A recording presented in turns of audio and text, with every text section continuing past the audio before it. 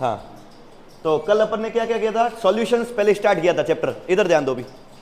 Solution से start में सबसे पहले डेफिनेशन देखी थी, मैं सीधा ओवरव्यू बता रहा हूँ कल का ओवरऑल, कि सबसे पहले डेफिनेशन ये समझी थी कि सॉल्यूशंस ऐसे मिक्सचर होते हैं जिसमें होमोजीनियसली सॉल्यूट फैला हुआ होता है पूरे सॉल्वेंट के अंदर।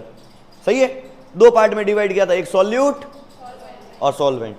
सॉल्वेंट क्या होता है, जो लार्ज अमाउंट में हो, सॉल्यूट जो कम अमाउंट में। अपन पढ़ेंगे इसमें बाइनरी सॉल्यूशंस। कल एक और पार्ट बती थी कि टाइप्स ऑफ सॉल्यूशन पढ़े थे, एक टेबल बनाने के लिए बोला था, नोट्स में भेजी हुई है, types of solution. Types of solution में ऐसा ही है, तुम्हारा सॉल्यूट सॉलिड है और सॉल्वेंट कैसा है, लिक्विड। जैसे नमक को पानी में मिला रहा हूं, क्या सॉल्यूशन बनेगा? नमक को किस में मिलाऊं, पानी में। यार हेलो, कौन सी क्लास में? मेरा 12th में मैम, मेरा 12th में, मैं 12th में हूँ। हाँ अच्छा ठीक है, ओके ओके। हाँ मेरे ही होता ना, 5th 6 मेरे ही ना। हाँ माता खाली।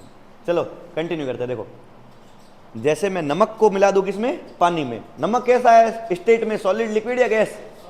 सॉलिड। पानी कैसा है, लिक्विड। तो ये एक ऐसा सॉल्यूशन है जिसको बोलेंगे सॉलिड इन लिक्विड सॉल्यूशन। ऐसे ऐसे टोटल 9 सॉल्यूशन पढ़े थे और 9 के एग्जांपल कल कराए थे, तुम देख सकते हो वापस, ठीक है ना, मैं वापस रिपीट नहीं करूंगा। और 9 के 9 एग्जांपल याद होने चाहिए, एमसीक्यू में पूछे जाते हैं, ठीक है ना। अगर तुमको पूछ लिया मैंने, चलो एग्जांपल, गैस इन सॉलिड का एग्जांपल बताओ। Gas in solid,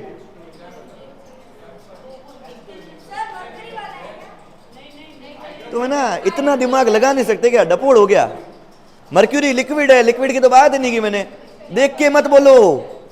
gas in solid, gas मतलब कोई गैस होगी, सॉलिड होगा कोई मेटल, ठीक है ना। गैस हाइड्रोजन गैस ही हो सकती है सिर्फ और सिर्फ, इसमें पैलेडियम, प्लेटिनम, निकल कल करवाया था, डपोड़ ही रहेंगे। लिक्विड इन सॉलिड का मर्क्यूरी इन सोडियम। अब थोड़ा दिमाग लगाओ, ठीक है ना। Solid in gas, camper in nitrogen. Liquid in gas,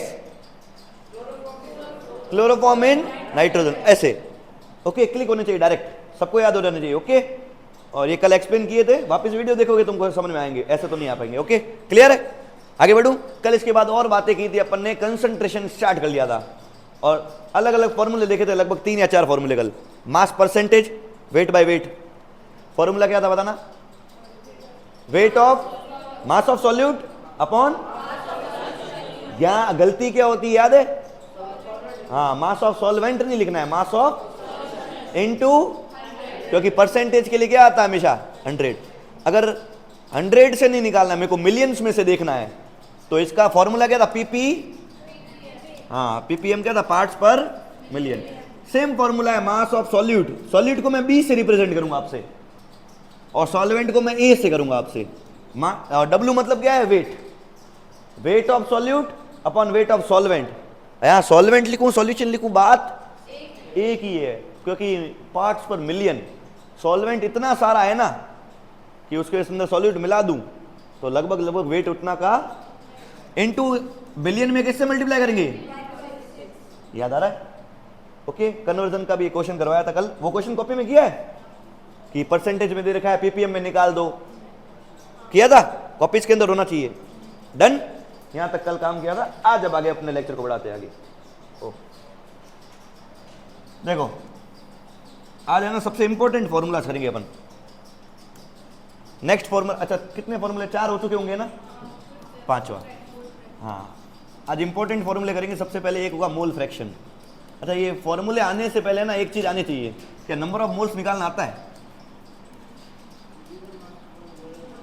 अगर मैं बोल दूं कि मेरे को ग्लूकोज में लाया हूं ना 300 ग्राम, क्या लाया हूं, ग्लूकोज। ग्लूकोज का फॉर्मूला क्या होता है, C6। सही है, ये कैमरा में पूरा आ रहा है क्या? हाँ, ग्लूकोज में कितना लाया हूं, 300 ग्राम। क्या इसके मोल्स निकालने आते हैं? मोल्स एक अलग यूनिट है। मोल्स, नंबर ऑफ मोल्स का फॉर्मूला क्या होता है हमेशा? इसको एक्सप्लेन नहीं कर पाऊंगा, अभी इतना टाइम नहीं रहेगा, ये पिछले क्लास की बात है ना। गिवन मास बाय और अभी जरूरत सिर्फ इतनी है, given mass by molar mass. Given मास मतलब ग्लूकोज कितना दे रखा है तुमको, ये मेरा गिवन मास है, मेरे पास कितना अवेलेबल है, ओके 300 ग्राम। मोलर मास निकालना आता है सबको? मोलर मास कैसे निकालते हैं? सारे एटम्स के मोलर मास का सम। ग्लूकोज में कार्बन कितने हैं? 6, 12 इंटू 6 करना आता है सब, 12 इंटू 1 और 6 इंटू कितने हो जाएंगे 16, टोटल 180 ग्राम होता है। किसी को याद है ऐसा? ये तो याद होना चाहिए, डिवाइड बाय 180। ऐसे मोल्स निकाल सकते हो? मोल्स हमेशा कैसे निकालते हैं? Given mass by molar mass, okay. क्या ये सबको आता है? उसके बाद ही आगे बढ़ पाऊंगा, उससे पहले नहीं कर पाऊंगा मैं, हाँ कि ना? या याद रख लेना आपसे, है ना, गिवन मास बाय मोलर मास हो जाएगा, ठीक है। ये फॉर्मूला लिख भी देना कॉपीज में, रफ कॉपी लाए हो? रफ कॉपी में साथ साथ लिखते रहना, ये फॉर्मूला लिख देना सबसे पहले, उसके बाद इस पे आना, ओके। हाँ, मोल फ्रैक्शन का फॉर्मूला बताते हैं।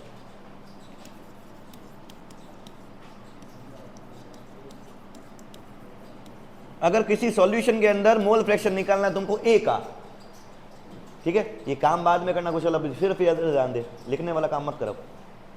सब पेन रोक दो, वो वाला लिखना सीख सकते हो, देखा देखी वाला मत लिखना। कोई सॉल्यूशन बनाया मैंने, ठीक है, एक बीकर लिया, उसमें 2 चीजें मिलाई है, ठीक है, 2 चीजें, एक मान लो मैंने मिलाया ए और एक मिलाया मैंने बी। ए बी का सॉल्यूशन बन जाएगा? ए पानी हो सकता है, बी शुगर, नमक, ग्लूकोज, कुछ भी हो सकता है। समझ में आ रही बात? तो 2 चीजें मिलाई है, क्या है? ए और बी। ए बहुत ज्यादा क्वांटिटी में है, तो ए क्या हो गया अपना? सॉल्वेंट। बी क्या हो गया अपना? सॉल्यूट। अगर मेरे को निकालना है मोल फ्रैक्शन ऑफ ए, कि इसके अंदर मोल फ्रैक्शन कितना होगा ए का, तो पहले एक बार है ना, मोल फ्रैक्शन वर्ड से सुनो तो क्या आ रहा है, मतलब मोल फ्रैक्शन, ठीक है ना। किसी चीज का फ्रैक्शन कैसे निकालते हो? जैसे अगर है ना, मेरे पास, तुम्हारे पास टोटल मार्क्स तुम्हारे होते हैं 100, उसमें से तुम्हारे आए मान लो 80, तो फ्रैक्शन क्या होगा इसका? 80 बाय 100, ऐसे निकालते, ठीक है ना। यहां किसका फ्रैक्शन निकालना है? मोल्स का फ्रैक्शन। तो इसके लिए सबसे पहले चाहिए क्या होंगे तुमको? मोल्स। मास से काम नहीं चलेगा, इस बार क्या निकालने पड़ेंगे? मोल्स। मोल्स कैसे निकालोगे? तो मैं अगर तुमको बोल रहा हूं ए जो है वो तुम्हारे पास है 100 ग्राम और बी है वो 10 ग्राम मिलाया है, सही है? क्या ये मोल्स है? नहीं, ये क्या है अपने पास? गिवन मास, ठीक है। और मैं तुमको ये बता देता हूं कि ए का मोलर मास है वो है 10 ग्राम पर मोल, बी का जो मोलर मास है वो है 5 ग्राम पर मोल। ये गिवन है, दे दिया मैंने तुमको, चलो फॉर्मूला नहीं दिया ऐसे करके, ठीक है। क्या मोल्स निकाल सकते हो? ए के मोल्स कितने हो जाएंगे? नंबर ऑफ मोल्स ऑफ ए, इसको लिखा ऐसे जाता है एन स्मॉल ए, नीचे है ना सबस्क्रिप्ट में। नंबर ऑफ मोल्स ऑफ ए क्या होता है? Given mass by molar mass. Given mass कितना है ए का? 100। मोलर मास कितना है? कितने मोल्स लिए तुमने? इसका मतलब ये पता चलता है कि 100 ग्राम में 10 मोल ए होगा। क्या मोल्स कैलकुलेट करने आ रहे? ऐसे बी के मोल्स निकाल सकते हो? नंबर ऑफ मोल्स को बी को रिप्रेजेंट कैसे करूंगा? एन। सब अटेंटिव रहना है ना, क्लास समझ में एक एक पॉइंट समझने लायक होगा आज। एन बी का फॉर्मूला वही, गिवन मास बाय, हाँ बी कितना मास है मेरे पास? 10 ग्राम, और इसका मोलर मास कितना है? 5 ग्राम। कितने मोल्स आ रहे हैं? मतलब इसके अंदर जितने भी मॉलिक्यूल्स है ना बी के, वो कितने मोल है अपने पास? 2 मोल। और 2 मोल तुमको पता है एक्चुअल कितने होती है? 2 इंटू 6.022 इंटू 10 की पावर 20, याद है मोल? 1 मोल कितना होता है? तो काउंट कर दिए अपन ने यहाँ पे अभी, गिवन मास बाय मोलर मास है ना, और अपन को मोल से मतलब है। अच्छा, अगर मोल फ्रैक्शन ऑफ ए निकालना है, फॉर्मूला क्या होगा बताओ? हाँ, ऊपर क्या आएगा? Number of moles of, very good, divided by total moles. Fraction हमेशा क्या होता है? मेरे पास ये ए के कितने हैं डिवाइड बाय सबके कितने हैं, तो टोटल मोल्स लिख दूं। और इसको मैं शॉर्ट में लिखना चाहूं, मोल फ्रैक्शन को डिनोट किया जाता है ऐसे, काई से। ये एक्स नहीं है, ये एक्स को थोड़ा खींच लेंगे ना, ग्रीक वर्ड है ये थोड़ा, इसको क्या बोलते हैं? काई, CHI, ठीक है। काई ऑफ ए, इस पूरी लाइन को इसको ऐसे डिनोट किया जाता है। क्या समझ में आ रहा है? इसको क्या बोलूंगा? बोल के बताऊंगे तो? काई है नहीं, वो वाले बोल के बताओ। मोल फ्रैक्शन ऑफ ए का फॉर्मूला है सर हमारे पास, number of moles of A divided by total कौन कौन है, एक ए है और एक कौन है, क्या निकाल सकते हो? तो कई ए की वैल्यू बता दो चलो साथ साथ। ए के मोल्स कितने हैं मेरे इस बीकर के अंदर? 10 मोल्स है, वेरी गुड। और नीचे टोटल मोल्स ए के प्लस क्या मोल फ्रैक्शन आ गया, कितना आया 10/12। कई ऑफ ए की वैल्यू आ गई क्या? ऐसे कई बी की वैल्यू निकाल सकते हो क्या? मोल फ्रैक्शन ऑफ बी का फॉर्मूला क्या होगा? Number of moles of upon क्या कैलकुलेट कर लेंगे 2 अपॉन 10 + 2 विच इज 2 बाय, क्या ये बात समझ में आ गई? मोल fraction of A mole fraction of be easily निकाल सकते हो। एक क्वेश्चन दूंगा तुम कर लोगे ऐसा सॉल्व पक्का? एक चीज नोटिस करना, इधर देखना, मैंने काई ए जो निकाला था अभी उसकी वैल्यू कितनी थी 10 बाय, काई बी जो निकाला था उसकी वैल्यू कितनी थी? दोनों को ऐड करो तो एक बार, काई ए कितना है 10/12, काई बी कितना है 2/12, ऐड करो, एलसीएम सेम है, ऊपर 10 + 2 कितना आ रहा है 12 बाय, विच इज, और ये होना भी चाहिए, तुम एक एक कंपोनेंट का फ्रैक्शन ले रहे हो और सबका ऐड कर रहे हो तो ओवरऑल कितना आना चाहिए? सारी प्रोबेबिलिटीज का सम हमेशा कितना होता है? प्रोबेबिलिटी पढ़ी कभी? प्रोबेबिलिटी 10th में पढ़ा होगा ना? ओके सारी ये प्रोबेबिलिटीज तो है, ये मेरा ये 10 पार्ट है 12 में से, 2 पार्ट है 12 में से, number of favourable outcomes upon total outcomes, थोड़ा याद आ रहा है? क्लियर है? तो सारी प्रोबेबिलिटीज का सम हमेशा कितना होता है 1। ये क्यों बताया है इसका ध्यान देना। इसका कारण यह है कि कभी कभी तुमको है ना मोल फ्रैक्शन ऑफ ए दे देंगे और पूछ लेंगे मोल फ्रैक्शन ऑफ बी, नहीं डायरेक्ट नहीं पूछेंगे, पूछ लेंगे कितना मास बी का था, तो पहले मोल फ्रैक्शन बी का निकालना पड़ेगा, फिर गिवन मास मोलर मास करना पड़ेगा। तो पहले ये निकालने के लिए तुमको ये चीज पता होनी चाहिए कि काई ए प्लस काई बी हमेशा क्या होता है 1। अगर 3 कंपोनेंट होते तो chi A plus chi B plus chi C हमेशा क्या होगा 1। जितने भी कंपोनेंट है सबका मोल फ्रैक्शन का सम हमेशा कितना होगा 1, क्योंकि दुनिया में सारे फ्रैक्शंस का सम कितना होता है हमेशा, किसी एक चीज के आप टुकड़े कर दो 1000, फिर उन 1000 टुकड़ों को ऐड कर लो, वापस क्या हो जाएगा? वो एक चीज बन जाएगी ना। क्या ये बात समझ में आ रही है? क्या मोल फ्रैक्शन वाला बेसिक क्लियर है? एनसीईआरटी बुक है सबके पास, एग्जाम्पल 1 निकालो और बिना सॉल्यूशन देखे सॉल्व करो। कोई भी बुक निकालो, पुरानी नहीं, अभी दे दो, कोई भी पास कर लो। हाँ बुक ये, एक सेकंड है ना, एग्जाम्पल 1 ही है, देखो हाँ एग्जाम्पल 1.1 पढ़ो पूरा, एक बार एग्जाम्पल पढ़ना उसके बाद सॉल्व करना शुरू करना। पॉज कर दो इसको। चलो अब सुनो क्वेश्चन क्या है, ला बुक दे। क्वेश्चन है तुम्हारे पास, calculate the mole fraction of ethylene glycol. पता चल गया? मोल फ्रैक्शन निकालना है। इथाइलिन ग्लाइकोल का फॉर्मूला दे रखा है C2H6O2, ठीक है, ये फॉर्मूला दे रखा है। क्या इसका मोलर मास निकाल सकते हो? हेलो, क्योंकि मोल फ्रैक्शन में मोलर मास की जरूरत पड़ेगी, क्योंकि नंबर ऑफ मोल्स निकालना है तो गिवन मास बाय, ठीक है। इसका मेरे को निकालना क्या है? मोल फ्रैक्शन है ना। In a solution containing 20% of C2H6O2 by mass, एक सॉल्यूशन बनाया है जिसमें 20% ही है, तो 80% कौन होगा? अगर कभी नहीं दिया हुआ है तो कल एक लाइन बोली थी, वाटर इज अ, तो सॉल्वेंट पक्का कौन है? Water.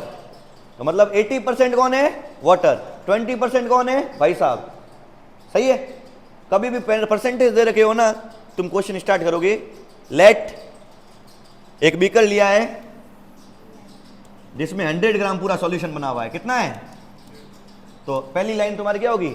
Late 100 gram be the solution. अगर 100 ग्राम सॉल्यूशन है तो 20% मतलब कितना हुआ? तो 20 ग्राम कौन हो जाएगा? Ethylene glycol. 80 ग्राम कौन हो जाएगा? वाटर। मोल्स निकाल दोगे दोनों के? दोनों के मोल्स निकालने हैं, फिर दोनों के क्या निकालना? Mole fraction. इसका मोल फ्रैक्शन समझ में आ गया कैसे करना है? करो।